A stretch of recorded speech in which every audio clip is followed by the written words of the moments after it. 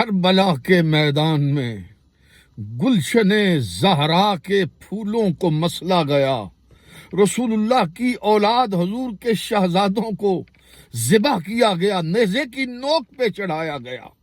اور ننگے اونٹوں کی کوہانوں پر بٹھا کر پاک بیبیوں کو کوفے سے شام لے جایا گیا۔ یہ کتنا بڑا ظلم ہے۔ اور پھر آج 1400 سال کے بعد